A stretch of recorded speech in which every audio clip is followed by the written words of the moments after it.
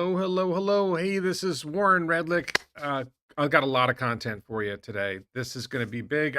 We're going to talk about the upcoming Tesla Q2 earnings report and earnings call that are coming in, I don't know, about 36 hours, something like that. I think it's July 23rd, 5:30 US East Coast time. It's July 22nd, 9 p.m. here in Thailand. So that's coming. And I'm going to go through a lot of detail about what's coming for Q2. Not the typical things that a lot of people talk about. I'm not going to talk about earnings per share, but I'm going to talk about a lot of what was in the last earnings report and what that indicates about what we should look for in the next earnings report, just to give you some sense of where we're going. Before we dive into that, I just got to play this clip for you. I think you're going to love this. We'll see.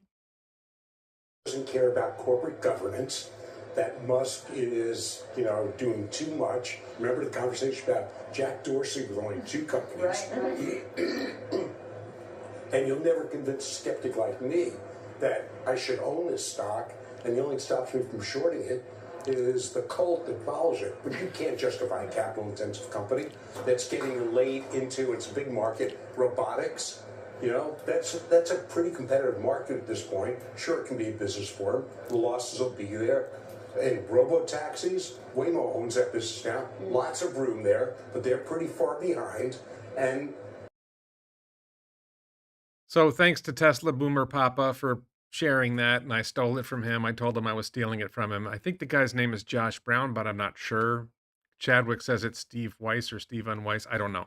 I don't know who the guy is. He's crapping on Tesla stock, crapping on Elon. And I love the part where he says that Tesla's late to the robotics game, which is very competitive. Like, what are the other, like, I haven't seen any humanoid robots in my daily life. I'm not, what robotics, who's the competition even for robotics? How is Tesla behind the game on robotics? I find that hilarious. So I just wanted to open with that to give you that there's still people trashing Tesla. And I've got another one coming much later in this video, in this live stream, where I'm going to show you someone who's very positive about Tesla. Somebody from I hadn't seen before who jumped down the positive well. So will I visit Elon when he goes to prison? Well, I don't think he's going to be in prison in Thailand, so no. If he goes to prison, unless he goes to prison in Thailand, which seems unlikely. doesn't care about So this is what you get in the quarterly reports is you get, and by the way, Mark Potocnik, if Giadrius whatever keeps posting crap, please hide him from the channel or whatever you can do as a moderator to get rid of that guy. I'm not paying attention to the chat yet. So we have this summary. This, when you go through the slide deck, they give you, it's like a, I don't know, 25, 30 page slide deck. There's a lot of nuggets in there to pay attention to. So this is a big chunk of what's happening with Tesla. AI is a major pillar of growth for Tesla and the broader economy, and key to our pursuit of sustainable abundance. Notice the change. Hi, B. Notice the change. It used to be the transition to sustainable energy, sustainable transportation. Now it appears that a chunk of Tesla's mission is sustainable abundance, which Optimus is really going to contribute to. Self-driving cars are going to contribute to. Robotaxi is going to contribute to. But notice the shift in focus to sustainable abundance. That's a change in Tesla's mission. This is from the last slide deck, and this is something to watch for. What do we see in the summary? So AI infrastructure is driving rapid load growth, which along with traditional utility customer applications is creating an outsized opportunity for our energy storage products to stabilize the grid, shift energy when it's needed most, and provide additional power capacity. So there's two issues there. Number one, Tesla is really focused on building AI. Hello, Moon. Hello, Karsten. Hello, Andy. Very focused on building out. Yeah, Boston Dynamics. Sorry, Norstead Landscaping says the competition is Boston Dynamics. Does Boston Dynamics sell? Have you seen a Boston Dynamics humanoid robot in your daily life at your workplace? Where are you seeing this highly competitive company competing with Tesla? Like the robots it's just begun. So Tesla is really focused on developing real-world AI through self-driving, through Optimus. They're building out AI training clusters. They're building out Dojo 2 is coming. They're building out AI inference hardware. We don't know when Hardware 5 or AI 5 inference hardware is coming that goes in the cars and will be going on the robot. A lot of good things here. Oh, thank you, Northstead. Okay, it was a joke. So, and then so then the second thing is that Tesla is the leader, arguably the industry leader, at least arguably the industry leader in energy storage devices. You have Powerwall for the home, you have Megapack for utility grade, utility scale, and large scale energy storage. A Walmart could use a Walmart or an office building could use a Megapack also. But the primary role for Megapack is large scale, hundreds of them in something to back up a utility and to back up an AI data center. So with the growth of AI data centers, they really need reliable energy storage products, and Tesla has the best ones. Be aware, BYD has them, CATL has them. There's other companies that have energy storage products, but I don't think they're as geared as well to the problem of AI data centers as Tesla's, because Tesla's building them for their own AI data center. So while the current tariff landscape will have a relatively large impact on our energy business compared to automotive, we're taking actions to stabilize the business in the medium to long term and focus on maintaining its health. Now, keep in mind, they're now producing Megapacks in Shanghai. We're going to be talking about that later. So to the extent that they're selling Megapacks to other countries, Shanghai might be the export center, just like Giga Shanghai is the export center for Tesla cars. So there's more in here, but I just wanted to focus on that important thing. They do say in face, a lot of people are very short-term, focused on short-term stuff. I don't tend to focus on short-term stuff, but they do say that the low-cost, localized manufacturing base provides advantages in difficult times. China has its own supply chain. Giga Texas and Fremont have their own supply. They're building out a supply chain for every factory wherever they are, and then they're hyper efficient, and it helps them be low cost, and it helps them thrive in difficult environments.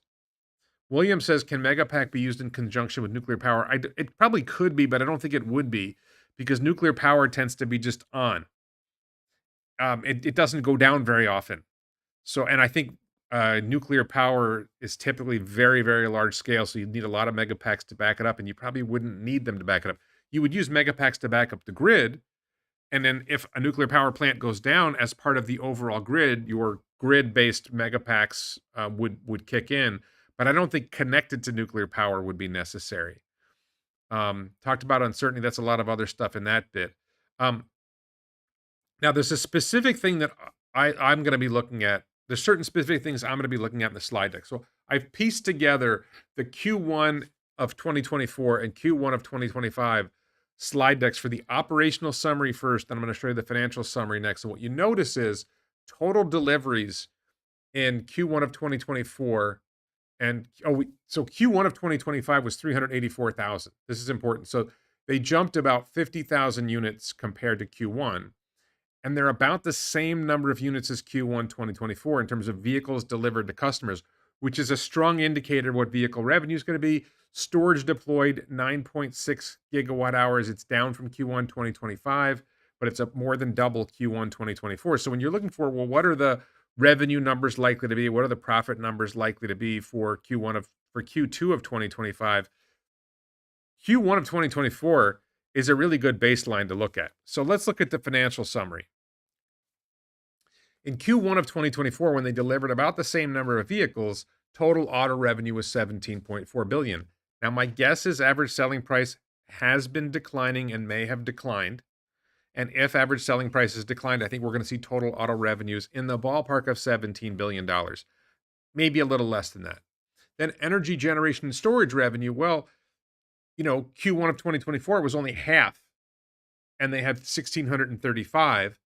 Q1 of 2025 was a little more, and they had 2.7 billion. So I'm guessing 2.5 billion for energy generation and storage revenue, and that means total revenues will be about 21 billion.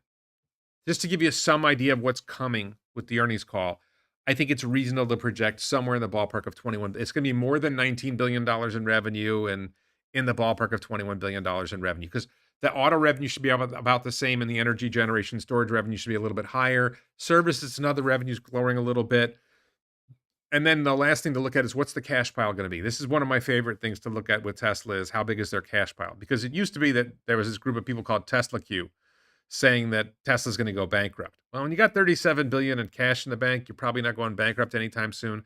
I think this could be a good quarter. We could get up close to 40 billion. And then just above that, I didn't put a yellow number here, but what's CapEx?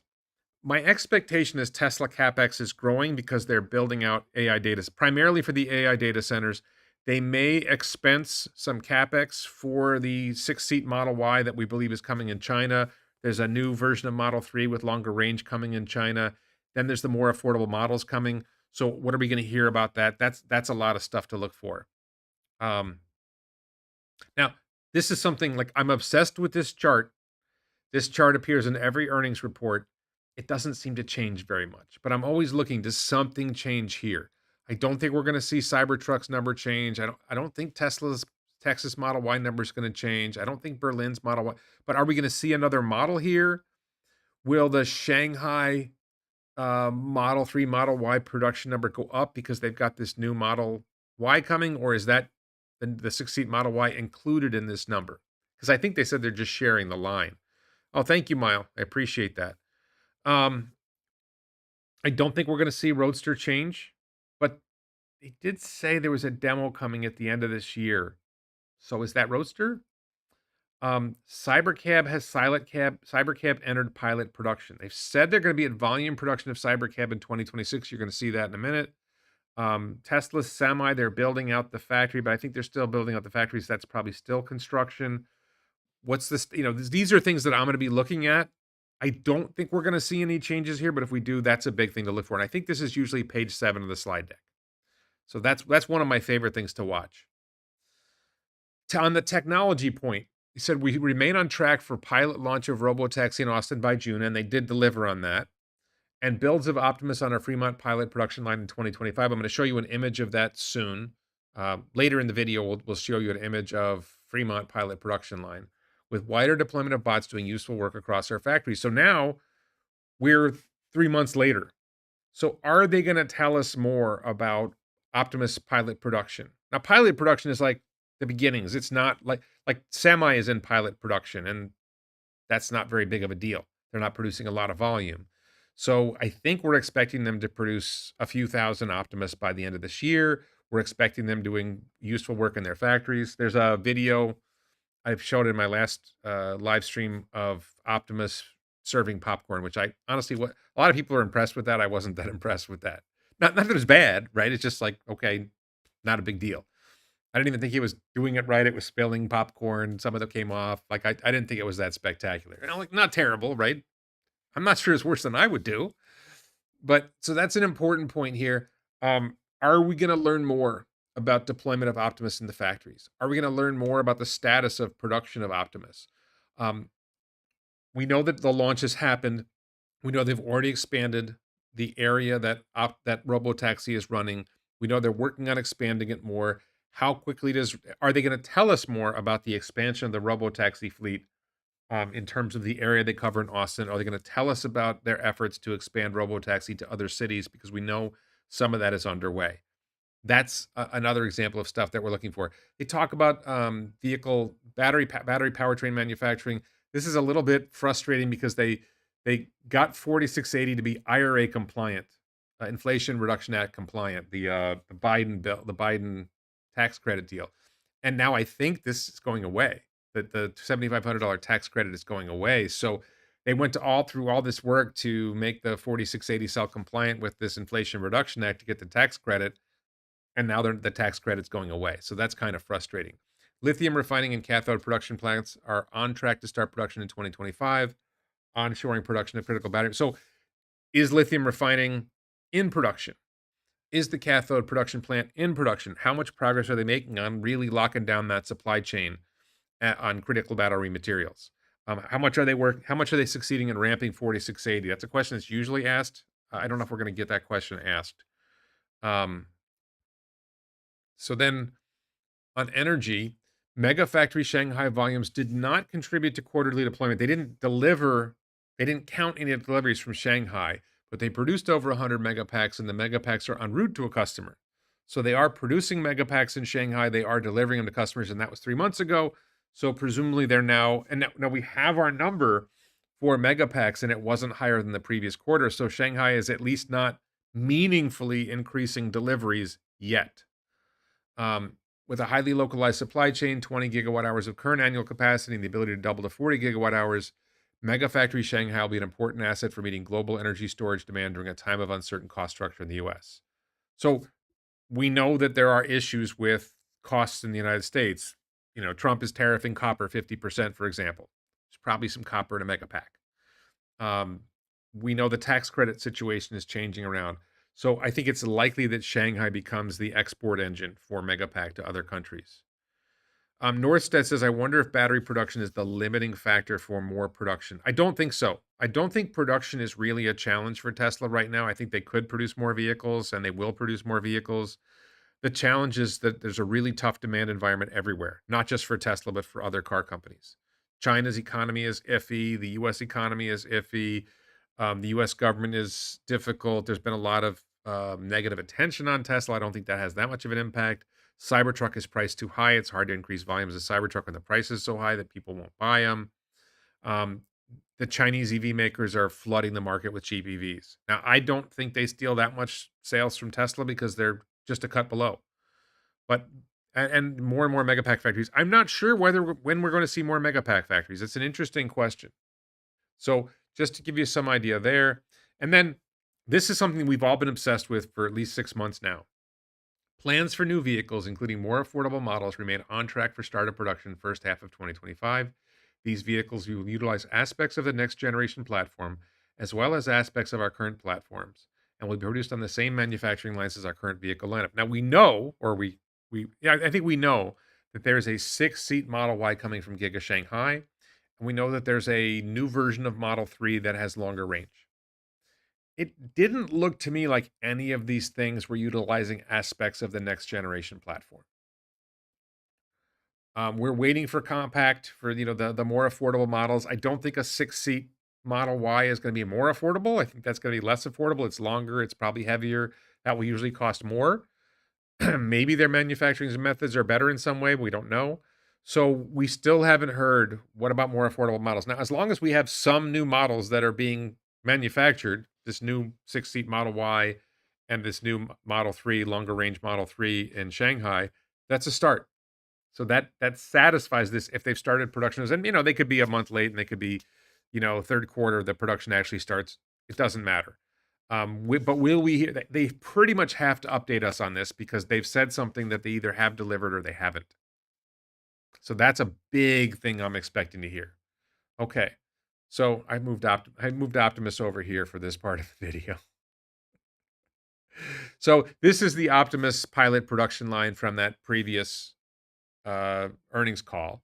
So are we going to get another picture of an update of the pilot production line? They usually give us pictures in the slide decks. Will we see something different here? We know that they've got a new version of Optimus coming. Elon posted about that. So I don't know if we're going to learn much more about the new Optimus yet. I don't think they want to reveal that yet, but we'll see. Another important thing to be aware of is when you look, this is in the back of the slide deck when they have the financials, the more detailed financial numbers. You have statement of operations, and you see the blue row is automotive. I don't know if you guys can read this on your screens, but the blue line is automotive regulatory credits, and you see 400 million, 900 million, 700 million, 700 million, 600 million. We should be fine for Q2, but some of that is going away with the Trump changes. I don't know what percentage of regulatory credits come from the US. I don't know what percentage of US credits come from federal as opposed to state level credits. So I expect that this number is going to fall slightly. I don't think it's going to be I don't think it's going to hit us in Q2. I'm not even sure it's going to hit us in Q3, but that's something to be aware of for that kind of stuff that Wall Street analysts look at is, hey, if you're going to lose regulatory credits and you're going to drop $200 million in effective revenue there, that's a significant factor for those people. MC says, I'm going to go into more in a minute, but let's just look at the chat for a second. MC says, if Optimus is proven more, there is not enough data how they will train Optimus. Oh, so how they train Optimus is, number one, they train Optimus through simulation. Number two, the more Optimuses they build, the more data they generate. And they can also train Optimus to some extent on car data. The cars are navigating the world. So Optimus can learn to navigate the world from the cars. I believe that they can train Optimus from YouTube videos. They can train Optimus from humans wearing bodysuits. There's a special kind of bodysuit that captures movement. And so a human can do a particular task and Optimus can learn from that. So there's a lot of different kinds of data it can learn from. And William said the same thing I said.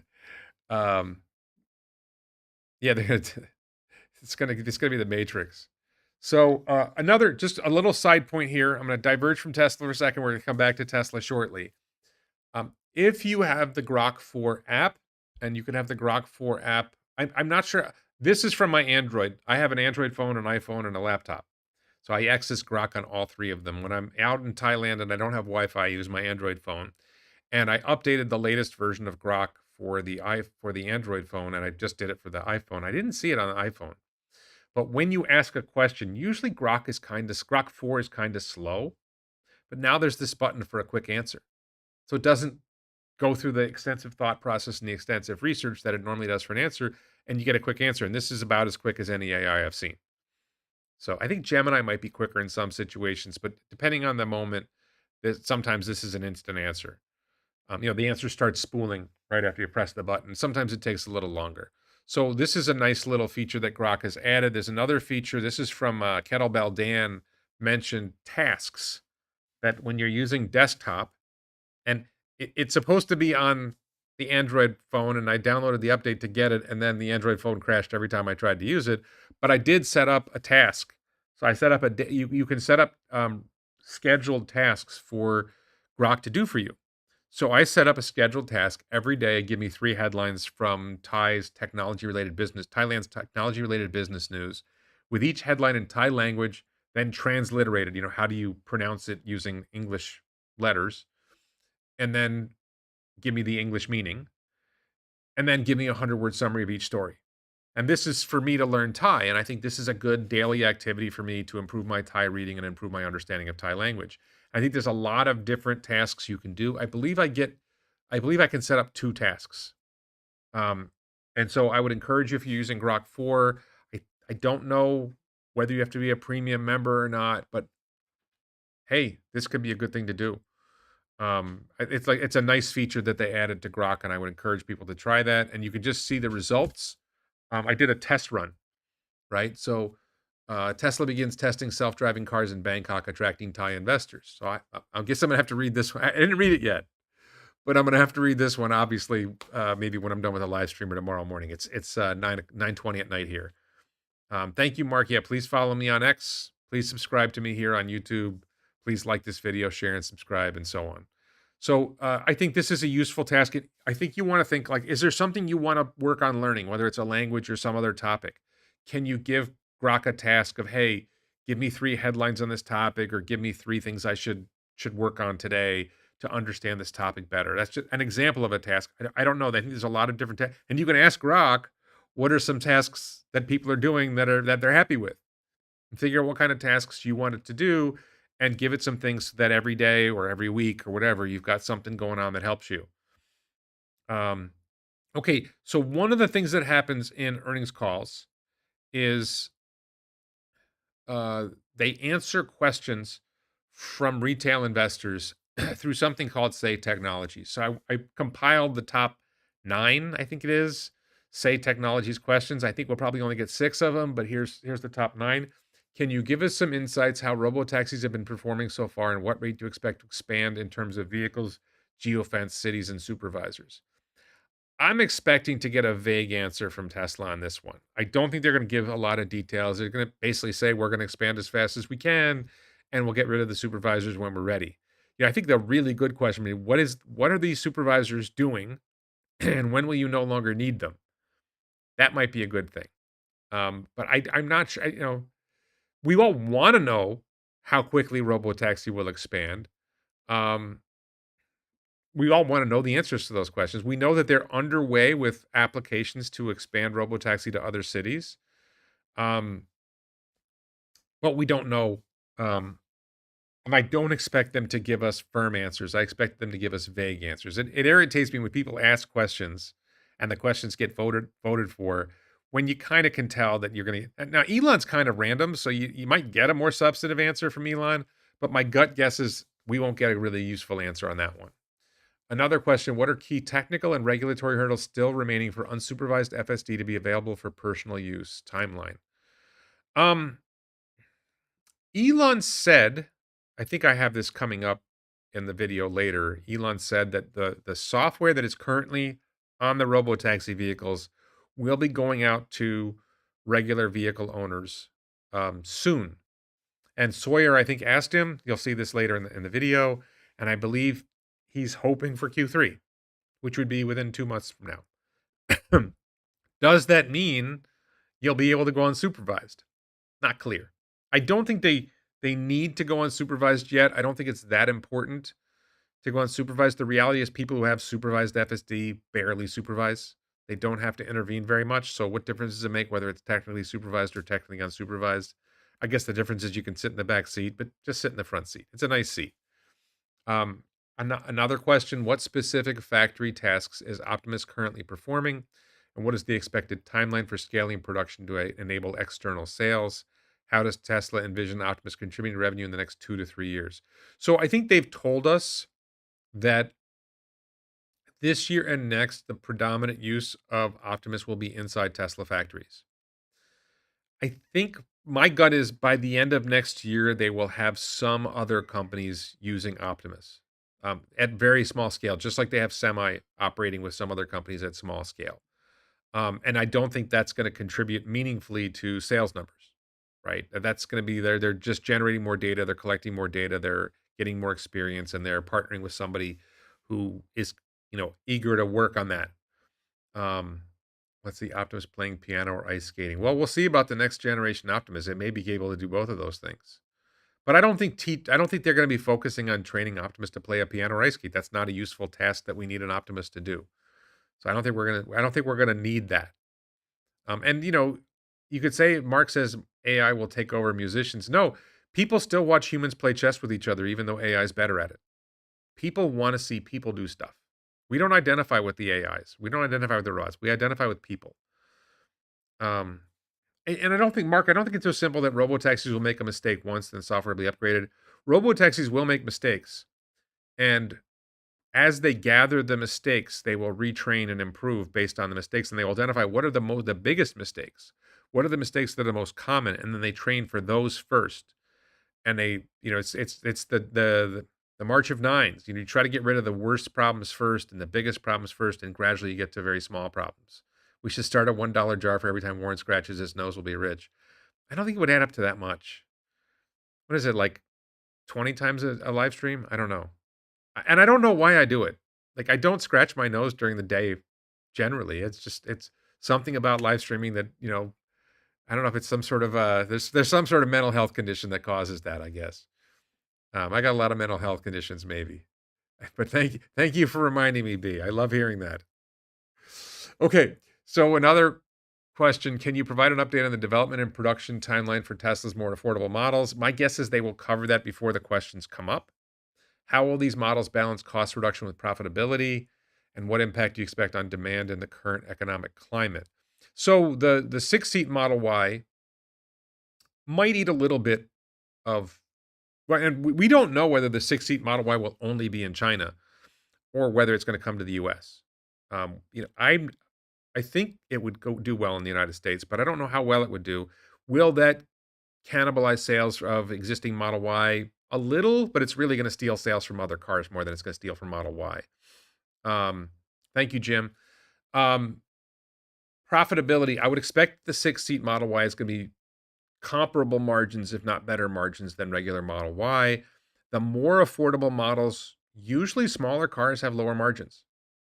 So it's really about the more affordable models getting more out of the existing manufacturing lines that are underutilized than it is about getting the high margin vehicles out, I think. And I have, and as far as development and production timeline, I expect they don't make product announcements in earnings calls. So they're not going to tell you that. Maybe something will change. Maybe they'll have announced it before, but they're not going to do it in response to a question. When do you anticipate customer vehicles to receive unsupervised FSD? That's the same question we had before. Are there any news for Hardware 3 users? Here you go, B. Are there any news for Hardware 3 users getting retrofits or upgrades Will they get hardware 4, some future version of hardware 5? I don't think they're going to answer that question yet. Elon did surprisingly say we're probably going to have to upgrade the vehicles. Um, I think they will. It'll be a future version of AI 5. Like once you're doing the upgrade, you might as well go to AI 5, and maybe you need a version of AI 5 that uses less power or is easier to adapt to fitting in the hardware 3 cars. But hardware 4 is probably not engineered to be that upgrade device. So I would think if you're going to do it, you do it with the AI 5 hardware. It may be that Tesla just buys out people. I don't know what their plan is for that, and I don't know that they're going to tell us yet. Have any meaningful Optimus milestones changed for this year or next, and will thousands of Optimus be performing tasks in Tesla factories by year end? I think that question was already asked, and I think they'll give us some vague answer to that. How will BBB elimination of tax credits for solar projects affect your sales pipeline for megapacks? I don't think that affects megapack at all. It might affect Powerwall some. Solar has not been a big driver. It has not been very successful because interest rates are high, and it's hard to persuade people to get solar when the interest rates are high. It just the payoff doesn't make sense. Um, Will there be a new AI day to explain the advancements of Autopilot, Optimus, and Dojo chip teams have made over the past several years? We still do not know much about hardware 4. My guess is no, that they're stopping doing those events. They don't have a shortage of people applying for jobs. They usually do these events to attract, great engineers to come join the company. And right now it looks like they're not having a problem getting people to join the company, so they don't need to do that. Stellantis announced new cars 18 months early. Dump, Osborne, dumb Osborne effect. Would you wear a motion detection suit with cameras? Me? Yeah, because I want to train Optimus to scratch his nose. That's the whole point. Uh, Oh, I don't have Optimus for this screen. This was I showed you at the beginning of this video the Wall Street analyst saying that Tesla's a terrible investment. So I wanted to show you the other side of this. I just saw this today. Elite Options Trader is a fairly large account on X saying I'm buying $500,000 in Tesla shares tomorrow. I think the market's been open. I don't even know what's the stock price right now. Um, so this guy's buying $500,000 in Tesla shares tomorrow. Big description of why he loves um, Tesla. Bigger than just an electric car company, it's an AI lab, an energy infrastructure giant, a robotic startup, and a manufacturing powerhouse. Cars with a start. Tesla's building the operating system for the physical world. This guy gets it. Tesla's real advantage isn't just the cars, it's the data with billions of real world driving miles. Tesla trains its FSD using edge case scenarios no one else can match. This is something that people don't get. You can't get edge cases in simulation because the real world gives you edge cases that simulation can't anticipate. And they're building their own AI supercomputer Dojo to scale it even faster. Yeah, we know Dojo 2 is coming. We don't know exactly when Dojo 2 is coming, when it's going to have an impact. I think they're still going to be heavily reliant on Nvidia for the next training cluster, for the upcoming training clusters, and then it's going to be Dojo 3 in about a year and a half. That's going to start scaling and not replacing Nvidia, but getting more of a share of Tesla's AI compute business. When will faces or face animations be included with Optimus Bot? I don't think that's on the radar screen for them. I don't know. That seems like kind of a silly thing for Tesla. I don't think they care about that stuff. That's Faraday Futures cars put that kind of stuff on.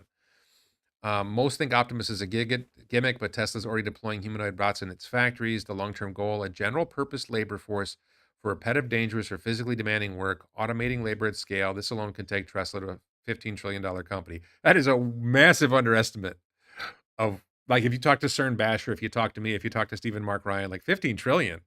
No, that's $100 trillion company. It might be more than $100 trillion company, but I'll take it. That's a 15x or so on where we are now. Grid infrastructure is also huge. Megapacks are already stabilizing energy grids in California, Australia, and Europe. Utilities are buying Tesla infrastructure to store and deploy renewable energy. He doesn't mention megapacks for AI data centers, which is a massively growing thing. Williams says, will Tesla begin manufacturing their own chips? Elon has addressed that before.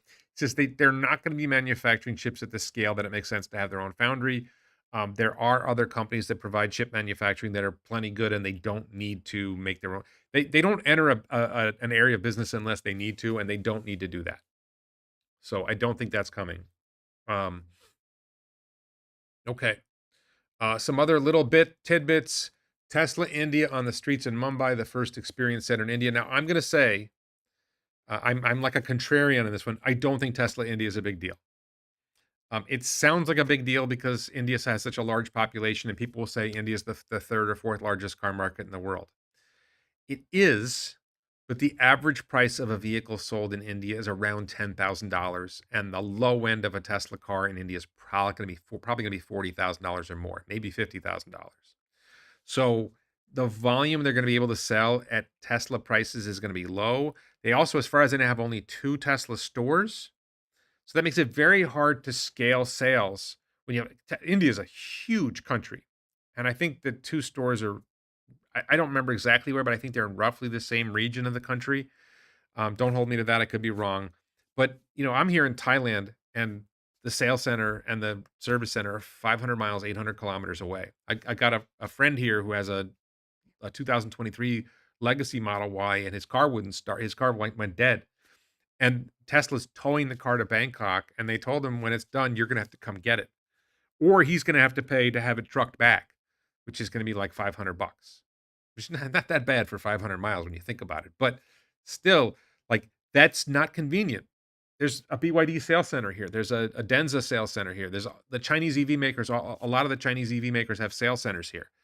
And Phuket is 2 hours away, and Phuket has more. And there's no Tesla sales center in Phuket. There's like one sales center in Bangkok and one in Chiang Mai, which is 500 miles north of Bangkok.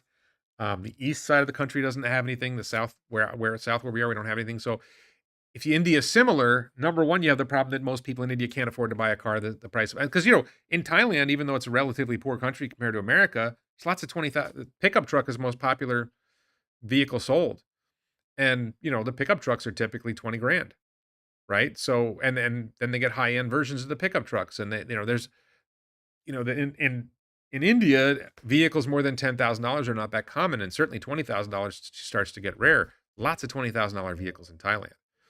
So, but you have this other problem. Oh, we have a Falcon 9 launch coming up. Thank you. All right. So I just they'll sell some cars in India. Will they sell 5,000 a year? Will they sell 10,000 a year? Will they sell 25,000 a year? I don't think it's gonna be much more than that. Even if it's 50,000 a year, that's a drop in the bucket compared to Tesla's overall sales. If Tesla sells 1,000,000 cars, right, 50,000 is 5%. But if they're going to sell 2 million cars, it's 2.5%. It's not moving the needle. And I don't think they're going to sell 50,000 cars a year in India. Sorry, I want it to be better. And then the robotaxi situation, I don't think robotaxis are going to be competitive in countries where human drivers are cheap. And human drivers are cheap in Thailand, and they're cheaper in India. Like the cost of a ride here, a typical taxi ride we take here, actually here in Krabi, Thailand, we might pay $3 for a taxi ride, right? Like the equivalent of an Uber ride. It's Grab. Seriously, I've taken taxi rides for less than $3 in Bangkok too. Phuket is more expensive, but most of Thailand, $5, $6 for a taxi ride is typical, and I've paid less than $3 for a taxi ride. Can you get an Uber for less than 15, $20? So I don't see robotaxi being competitive here for a long time. That it's not going to make sense. Same thing with India. India drivers are even cheaper. So that's something to be aware of. Okay, Neuralink. This is a side point here. I will say India FSD videos will be fun to watch. Neuralink did 2 patients in the same day. So they're now up to 9 patients that have Neuralink implants. And DJ Sao, who's one of the leaders of Neuralink, says their goal is to have at least 20 patients with Neuralink implants before the end of the year. That's about 5 months away. That's really positive. And Elon talking about it, Neuralink will do life-changing good for ultimately millions, maybe billions of people. Imagine your loved one being able to walk again, or your parent with dementia being able to recognize their child again. Now, Elon in the past has been dismissive of Neuralink for dementia. I'm not saying it won't happen, but I'm surprised that he said that, because in the past he said, well, we don't know if we're going to be able to resolve dementia with Neuralink. And now, maybe he thinks it will. Being able to walk again, yeah, that's coming. They've tested a Neuralink device in the spine of a pig to make the leg move.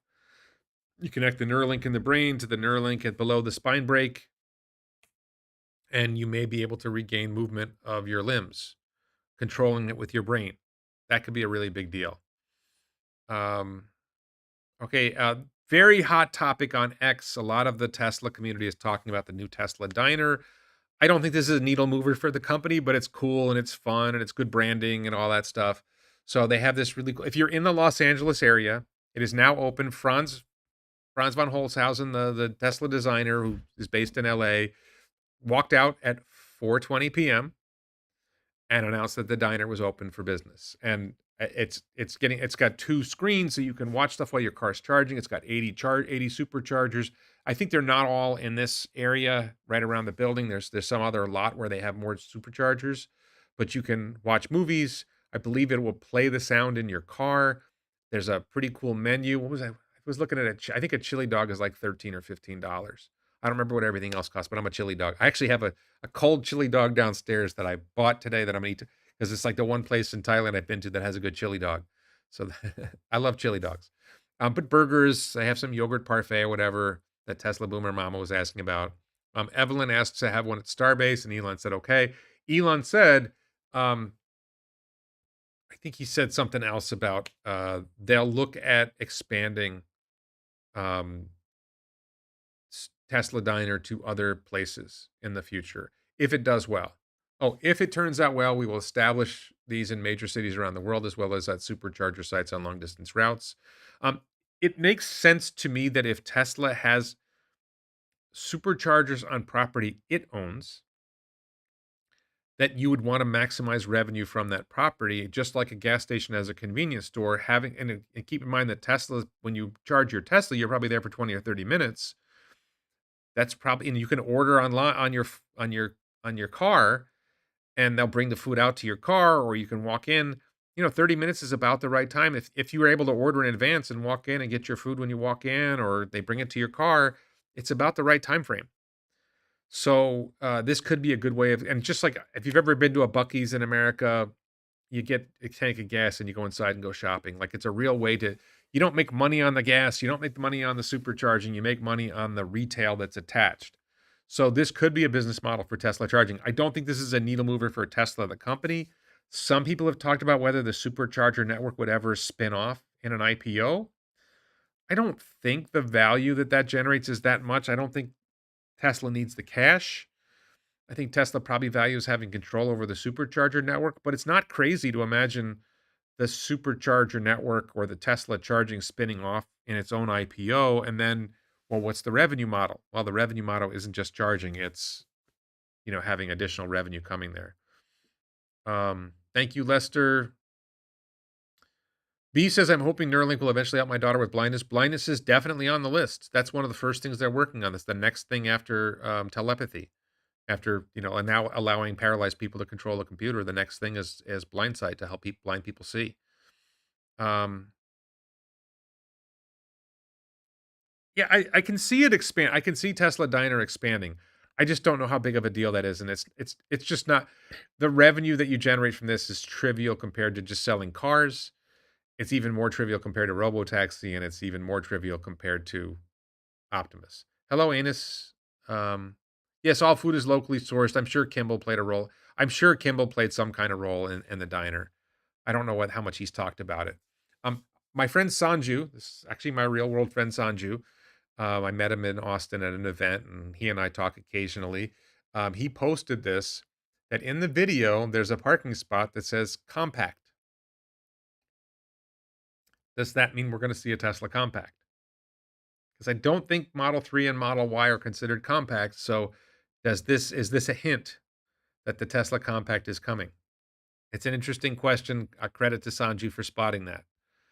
On FSD, I think I mentioned this earlier in the video because somebody asked about it. Your Tesla self-driving capability will see a step change improvement as we integrate upgrades for the Austin Robotaxi build into the general production release.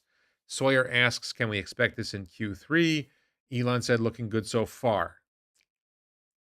If you know Elon, okay, that's probably Q4. But we're seeing some really substantial improvements in FSD. I think that has to do with scaling training compute. It has to do with scaling data. More data, more compute. You get better performance from your AI. So this is what's coming. I'm going to wrap up with something. I'm not wrapping up the whole video because we'll continue with the chat, but I'm going to wrap up with something outside my normal content of this kind of video. I've been making videos about another topic, and I realize some people don't want to deal with this stuff, but I'm getting bombarded with anti-Israel content, and I just want to remind people, when you see anti-Israel content, ask yourself if it's balanced. Okay? So this is going back to October 7th with Hamas taking females Israelis hostage. And this is also from October 7th, and 15 months later, Hamas freed Thai hostages. And I think, did you know that when Hamas did the October 7th attack, that they killed over 30 Thai people? They killed 10 people from Nepal, and they took over 30 Thai people hostage and held them for 15 months. So I wanted to stress this because you're going to see people saying Israel's committing genocide, Israel's committing war crimes. Look, we know Hamas. This is a war crime. Taking hostages is a war crime. Civilian hostages, that's a war crime. Holding hostages is a war crime. Using hostages to try to negotiate something is a war crime. And you're going to see people who make excuses for this and say, well, Israel should negotiate over the release of the hostages. You're aiding and abetting a war crime if you advocate negotiating for the release of hostages. The only answer to what Hamas did is Hamas should release the hostages. It's a war crime. You can't go and complain about Israel committing war crimes, which I don't agree. I'm not saying that Israel's perfect. I'm not saying Israel hasn't made some mistakes. I'm not saying that. Israel tries to minimize civilian casualties. Hamas tries to maximize civilian casualties. Okay? And when you see criticism of Israel, just ask yourself, wait a minute. Are they being balanced? Are they addressing the other side of the equation? Because if you're complaining about what's happening to the civilians in Gaza, and nobody likes what's happening to the civilians in Gaza, my Israeli friends, the Israeli Defense Forces, they don't like what's happening to the civilians in Gaza. The only people who like the harm to civilians in Gaza is Hamas and others who hate Israel, because they feel that the more that the civilians in Gaza suffer, the worse it makes Israel look. And if you fall for the propaganda that this is all Israel's fault and nobody ever blames Hamas, because there's a really simple solution, which is that Hamas releases all the hostages and Hamas surrenders. Hamas is a death cult. Hamas's stated strategy is to destroy the state of Israel. You may not like the state of Israel. I think you can, no matter how you feel about the state of Israel, you can probably agree they're not going to quit. They're not just going to pack up and go to Europe or go to America or go wherever. 70% of Israelis are from the Middle East, kicked out of their original countries. They don't have somewhere to go.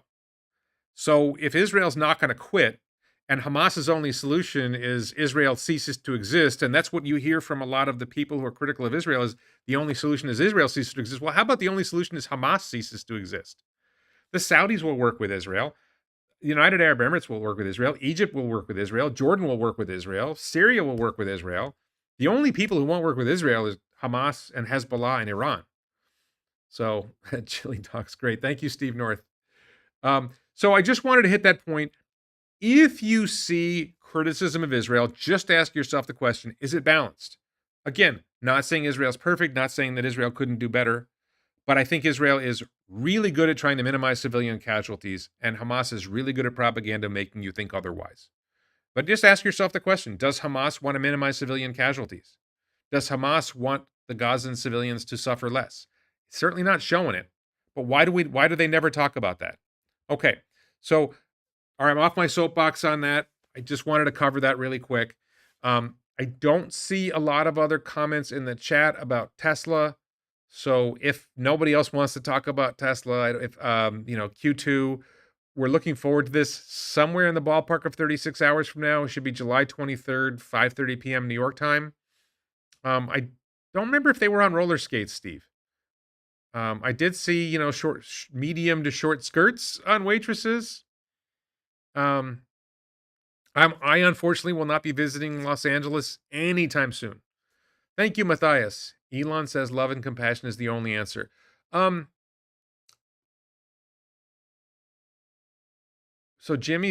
Matthias, yes. Jimmy says, I want to hear about Tesla earnings. What do you think? I just made a whole video about Tesla earnings. I'm afraid you're going to have to go back. I'm not going to go through the video, go through all my slides, if you want to call them that, or all my images for the video. I think that we're going to learn, and I'm not the guy who says, here's what earnings per share is going to be. I will just hit on, let me just hit on one. What we know is that deliveries were 384,000, and that's almost identical to Q1 of 2024.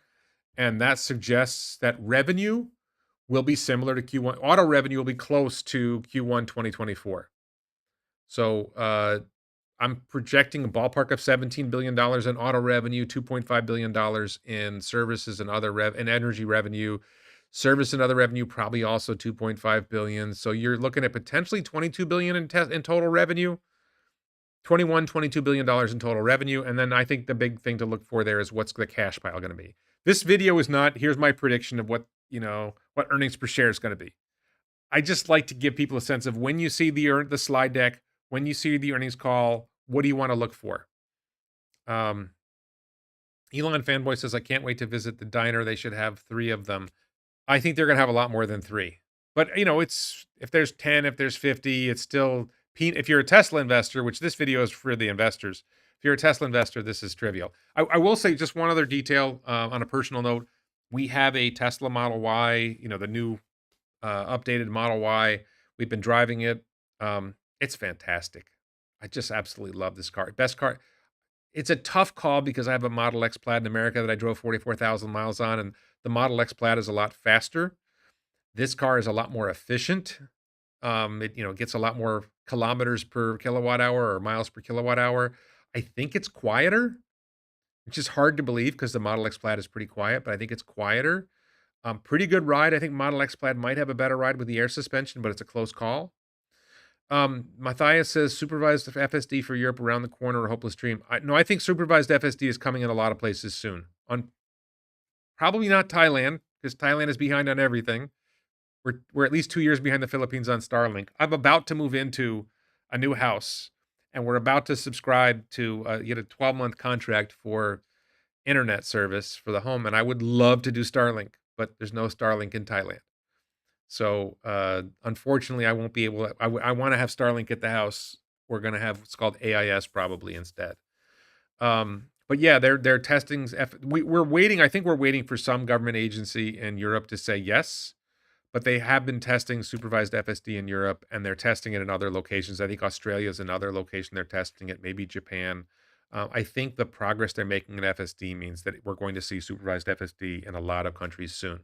And yes, Mark, FSD saves lives. The amount of crap that Elon takes, I just see so many people bashing billionaires, and Elon is the number one billionaire they love to bash. It's like, the guy's curing brain diseases. He's helping people with paralysis. He's helping blind people. He's accelerating the transition to sustainable energy. He's the only company that I know of that is focused on building a truth-seeking AI as opposed to politically correct AIs. Boring company solving soul crushing traffic. There's so many good things. And then Starlink delivering global internet, and Space Starship giving us all hope for the future of like becoming a spacefaring civilization. There's so much good that Elon does. And any billionaire. Sam Walton made shopping better for most people.